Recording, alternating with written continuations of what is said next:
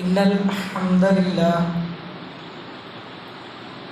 نحمده ونستعينه ونؤمن به ونتوكل عليه ونعوذ بالله من شرور أنفسنا ومن سيئات أعمالنا من يهده الله فلا مضل له ومن يضلله فلا هادي له أشهد أن لا إله إلا الله وأشهد أن محمدا عبده ورسوله أرسله بالهدى ودين الحق ليظهره على الدين كله ولو كره المشركون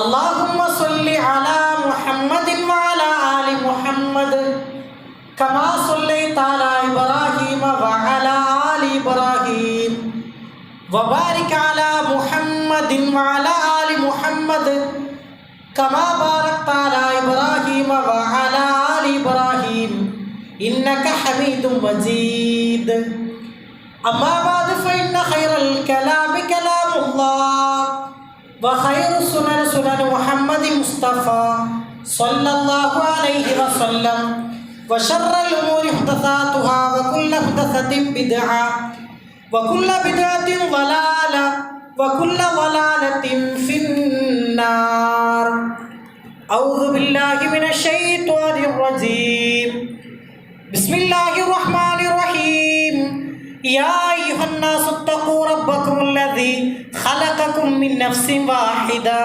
وخلق منها زوجها وبث منهما رجالا كثيرا ونساء واتقوا الله الذي تساءلون به والأرحام إن الله كان عليكم رقيبا بسم الله الرحمن الرحيم يا أيها الذين آمنوا اتقوا الله حق تقاته ولا تموتن إلا وأنتم مسلمون ബഹുമാന്യരായ സത്യവിശ്വാസികളെ വിശ്വാസിനികളെ, പരമകാരുണികനും കരുണാനിധിയുമായ അള്ളാഹുവിൻ്റെ നിയമനിർദ്ദേശങ്ങൾ ജീവിതത്തിൻ്റെ എല്ലാ മേഖലകളിലും പാലിക്കണമെന്ന് ആമുഖമായി ഓർമ്മപ്പെടുത്തുകയാണ്, വസിയ്യത്ത് ചെയ്യുകയാണ്.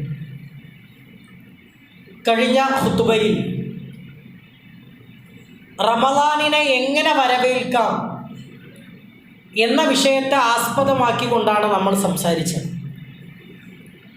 പുണ്യങ്ങളുടെ പൂക്കാലമായ വിശുദ്ധ റമദാനിനെ വരവേൽക്കാൻ സജ്ജമായ സന്ദർഭത്തിലാണ് നമ്മൾ ഒരുമിച്ച് കൂടിയിട്ടുള്ളത്. പരിശുദ്ധ റമദാനിന് ഒരുപാട് പ്രത്യേകതകൾ നമുക്ക് കാണുവാൻ സാധിക്കും.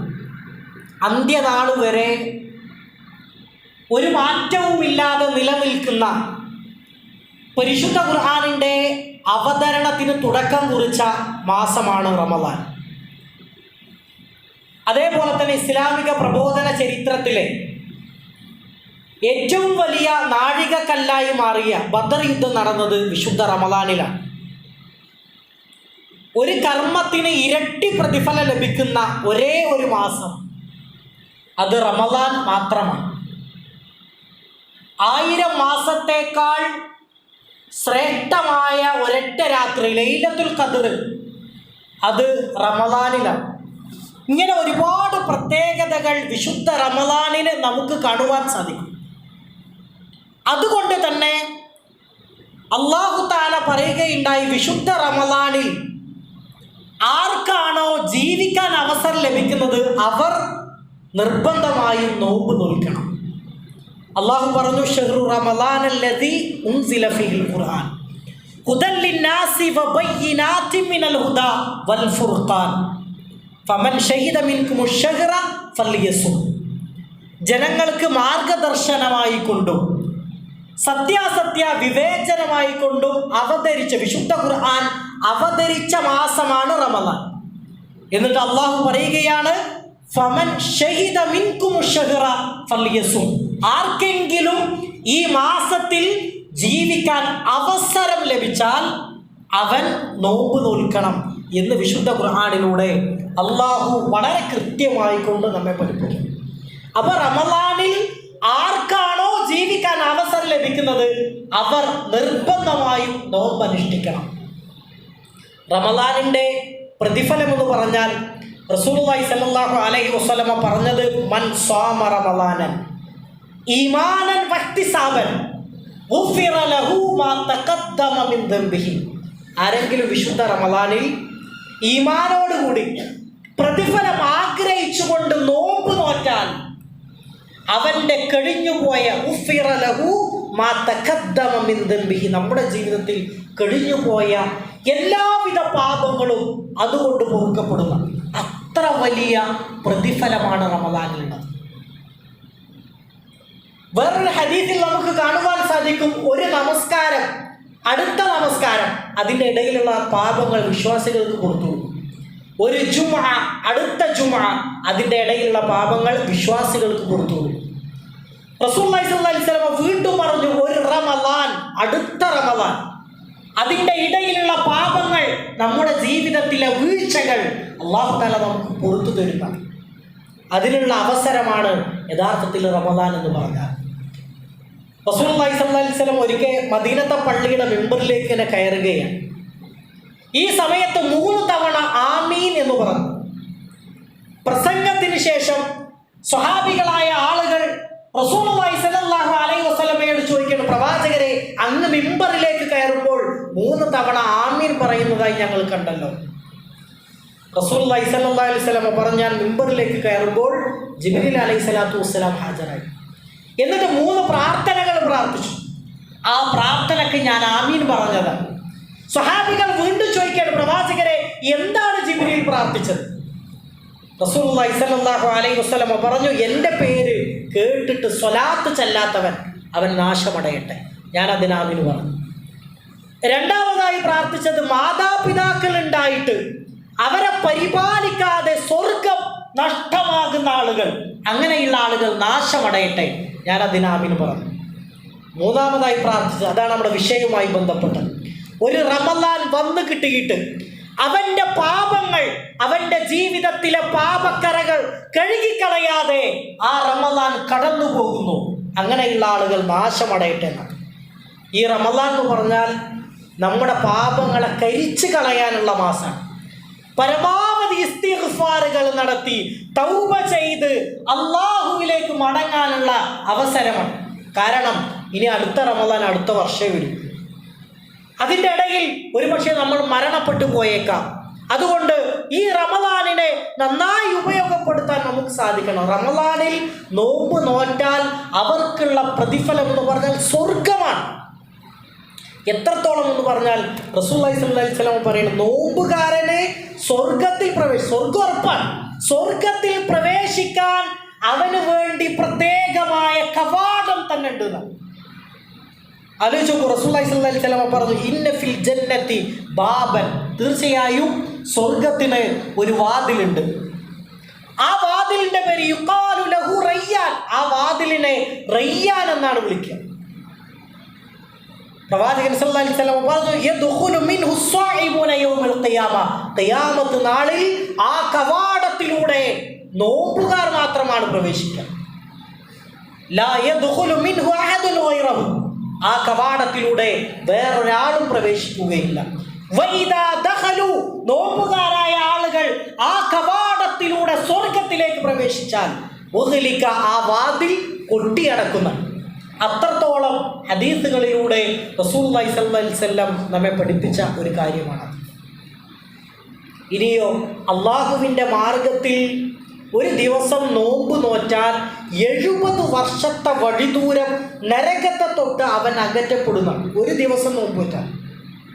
റസൂലുള്ളാഹി സ്വല്ലല്ലാഹു അലൈഹി വസല്ലം പറഞ്ഞു, മാ മിൻ അബ്ദിൻ യസൂമു യൗമൻ ഫീ സബീലില്ലാഹ്, അള്ളാഹുവിൻ്റെ മാർഗത്തിൽ ഒരു അടിമ ഒരു ദിവസം നോമ്പ് നോക്കുന്നു. അങ്ങനെ അവൻ നോമ്പ് നോറ്റാൽ അള്ളാഹു അവൻ്റെ മുഖത്തെ നരകത്തെ തൊട്ട് 70 വർഷത്തെ വഴിദൂരം അകറ്റുമെന്ന് റസൂലുള്ളാഹി സ്വല്ലല്ലാഹു അലൈഹി വസല്ലം നമ്മെ പഠിപ്പിക്കുന്നു. അത്രത്തോളം പുണ്യങ്ങൾ നിറഞ്ഞ ഒരു മാസത്തിലേക്കാണ് ഇൻഷാ അല്ലാഹ് നമ്മളൊക്കെ പ്രവേശിക്കാനിരിക്കുന്നത്. കഴിഞ്ഞ ഖുതുബയിൽ നമ്മൾ സൂചിപ്പിച്ചതുപോലെ ഈ റമളാനിൽ കൃത്യമായ ഒരു പ്ലാനിങ് നമുക്കുണ്ടാകണം. സ്വലാത്തുകൾ ചൊല്ലണം, ദിക്റുകൾ ചൊല്ലണം, വിശുദ്ധ ഖുർആൻ പാരായണം നടത്തണം, ഒരു നമസ്കാരം നമസ്കാരം പോലും നമുക്ക് പാഴായി പോകാൻ പാടില്ല.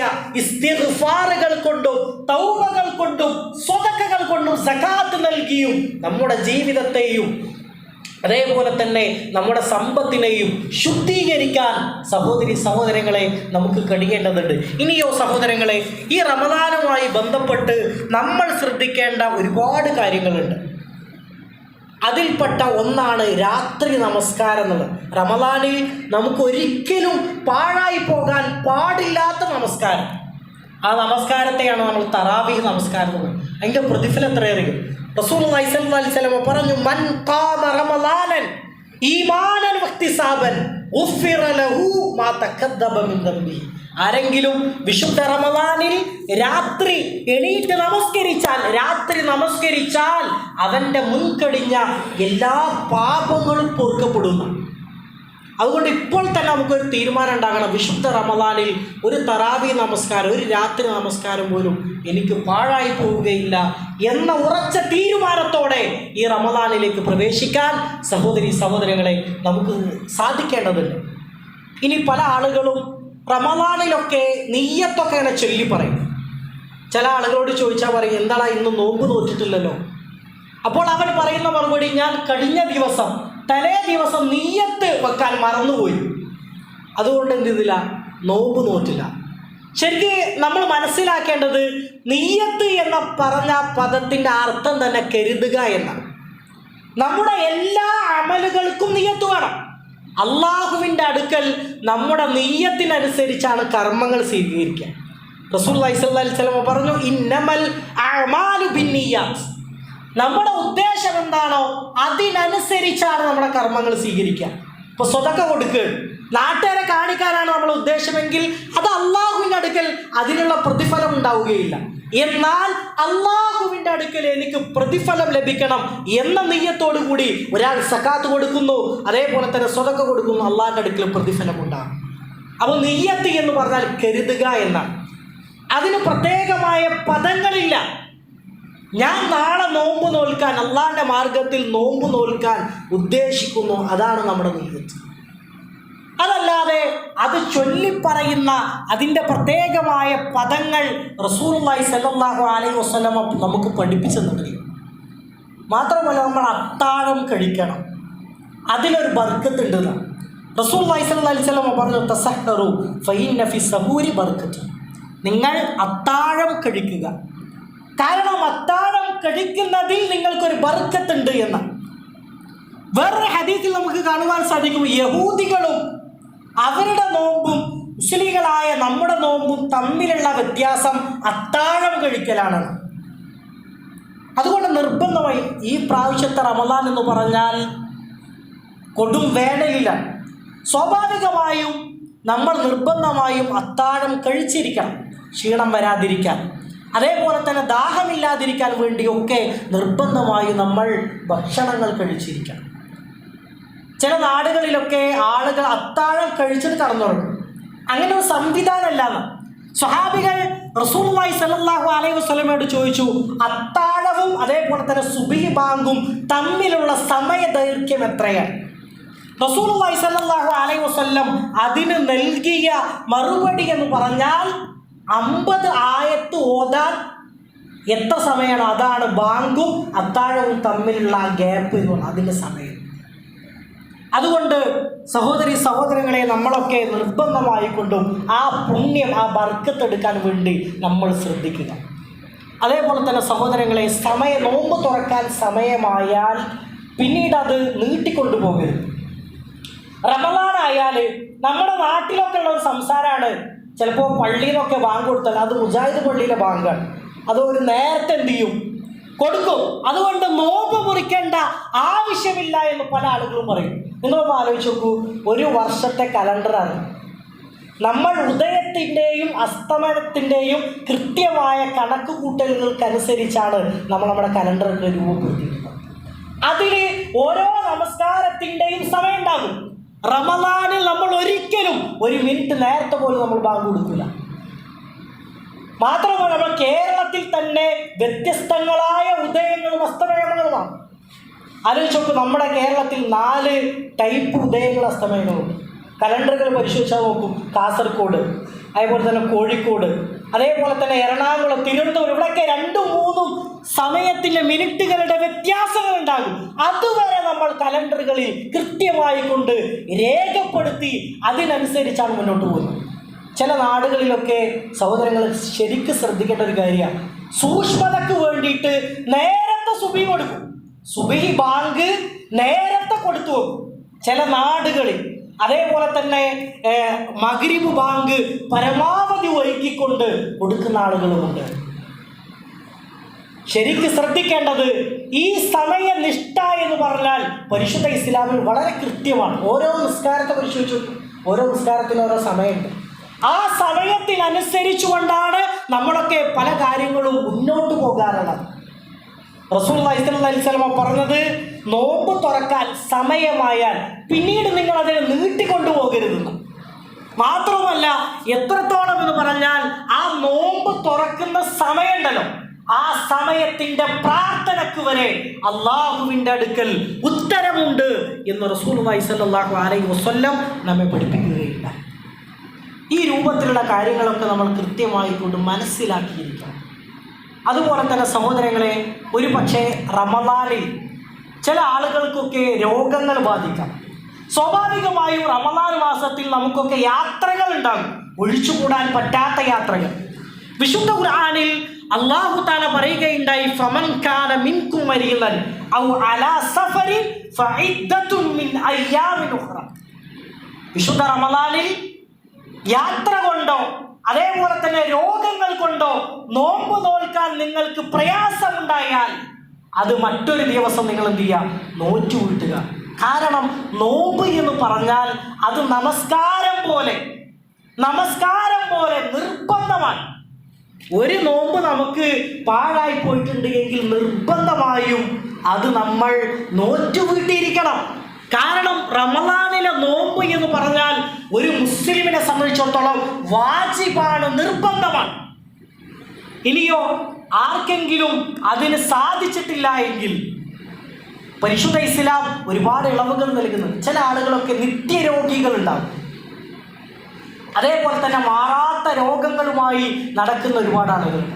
ഇവർ എന്ത് ചെയ്യണം? അവർക്ക് നോമ്പ് നോൽക്കാൻ സാധിക്കുകയില്ല. അതേപോലെ തന്നെ വയോവൃദ്ധരായ ആളുകൾ, നോമ്പ് നോറ്റാൽ പ്രയാസമുണ്ടാകുന്ന വയോവൃദ്ധരായ ആളുകൾ, ഇവരൊക്കെ എന്താണ് ചെയ്യേണ്ടത്? അവർ ഫിദിയ നൽകണം എന്നാണ്. ഫിദിയ എന്ന് പറഞ്ഞാൽ അതൊരു പ്രായശ്ചിത്തമാണ്. ഇപ്പോൾ നിത്യരോഗികൾ, അവർക്ക് ഇനി മരണത്തോടു കൂടി മാത്രമേ അവരുടെ ആ രോഗം അവസാനിക്കുകയുള്ളൂ എന്ന ഉറപ്പാണുണ്ട്. അവർ നിർബന്ധമായും ഫിദിയ നൽകണം. ഫിദിയ എന്ന് പറഞ്ഞാൽ ഫിദിയത്തുൽ ത്വആമു മിസ്കീൻ, ഒരു മിസ്കീനിനുള്ള ഒരു നേരത്തെ ഭക്ഷണം. അപ്പോൾ 30 നോമ്പുണ്ട് എങ്കിൽ 30 ദിവസത്തെ ഒരു നേരത്തെ ഭക്ഷണം നമ്മൾ എന്ത് ചെയ്യണം? ഫിദിയയായി കൊടുക്കണം. വയസ്സായ ആളുകൾ, ഒരിക്കലും നോമ്പ് നോൽക്കാൻ സാധിക്കാത്ത ആളുകൾ, അതേപോലെ തന്നെ നിത്യരോഗികളായ ആളുകൾ, അവർക്ക് നോമ്പിനുള്ള പകരമായി കൊണ്ട് അവർ ഫിദിയ നൽകണമെന്ന്. നമ്മുടെ നാട്ടിലെ മുഖ്യ ആഹാരം എന്താണോ അതാണ് നമ്മൾ എന്ത് ചെയ്യേണ്ടത്? ഫിദിയായിട്ട് നൽകേണ്ടത്. ഭക്ഷണം പാകം ചെയ്ത് നൽകാൻ സാധിക്കുമെങ്കിൽ അതാണ് ഉത്തമം. ഇനി അതിൻ്റെ സംഖ്യ നമ്മൾ കണക്കാക്കി ഒരു നേരത്തെ ഭക്ഷണത്തിന് എത്ര രൂപ വരും എന്ന് കണക്കാക്കി ആ സംഖ്യകൾ നമുക്ക് നൽകാം. അതല്ലെങ്കിൽ ഒരു നേരത്തെ ഭക്ഷണം 30 സാധുക്കളെ വിളിച്ചുകൊണ്ട് അവർക്ക് നൽകാം. നിർബന്ധമായും നോമ്പ് നോൽക്കാൻ സാധിക്കാത്ത ആളുകൾ ഫിദിയകൾ നൽകിയിരിക്കണം എന്നതാണ് പണ്ഡിതന്മാരായ ആളുകൾ നമ്മെ പഠിപ്പിച്ചു തന്നിട്ടുള്ളത്. അതുപോലെ തന്നെ ഇങ്ങനെയുള്ള കാര്യങ്ങൾ കൃത്യമായി അതിൻ്റെ അവകാശികൾക്ക് നോമ്പ് നോൽക്കാൻ സാധിക്കാത്ത ആളുകൾ നിർബന്ധമായി കൊടുത്തു വീട്ടിയിരിക്കണം. ലൈംഗിക ബന്ധം റമദാനിൽ പകൽ സമയങ്ങളിൽ ഭാര്യ ഭർത്താവ് ലൈംഗിക ബന്ധം നിഷിദ്ധമാണ്, രാത്രിയിൽ അനുവദനീയമാണ്. അതേപോലെ തന്നെ ചില ആളുകളൊക്കെ ചോദിക്കുന്ന ഒരു കാര്യമാണ്, ഛർദ്ദിച്ചാൽ നോമ്പ് മുറിയോ, പല്ല് തേച്ചാൽ നോമ്പ് മുറിയോ, മുങ്ങിക്കുളിച്ചാൽ നോമ്പ് മുറിയോ, ഇങ്ങനെയൊക്കെ ഒരുപാട് സംശയം. സുഗന്ധം ഉപയോഗിച്ചാൽ നോമ്പ് മുറിയോ? ഒരിക്കലും നോമ്പ് മുറിയില്ല. അനാവശ്യമായി ഛർദി നമ്മൾ ഉണ്ടാക്കാൻ പാടില്ല. സ്വാഭാവികമായ ഒരാൾ ഛർദ്ദിച്ചു, ഒരു കുഴപ്പമില്ല, അയാൾക്ക് നോമ്പ് പൂർത്തിയാക്കാം, മുങ്ങിക്കുളിക്കാം, പല്ല് തേക്കാം, അതിനൊന്നും ഒരു വിരോധവും പരിശുദ്ധ ഇസ്ലാം നമ്മെ പഠിപ്പിക്കുന്നില്ല. എത്രത്തോളം എന്ന് പറഞ്ഞാൽ ഒരാൾ മറന്നുകൊണ്ട് ഭക്ഷണപാനീയങ്ങൾ കഴിച്ചാൽ അവൻ നോമ്പ് പൂർത്തിയാക്കിക്കൊള്ളട്ടെ എന്നാണ് റസൂലുള്ളാഹി സ്വല്ലല്ലാഹി അലൈഹി വസല്ലം നമ്മെ പഠിപ്പിച്ചു തന്നിട്ടുള്ളത്. അതേപോലെ തന്നെ ചില പ്രമേഹ രോഗികളുണ്ടാവും. അവർക്ക് ശരീരത്തിലേക്ക് കൃത്രിമമായ ഇൻസുലിൻ നൽകേണ്ടി വരും. അത് നൽകുന്നതിൽ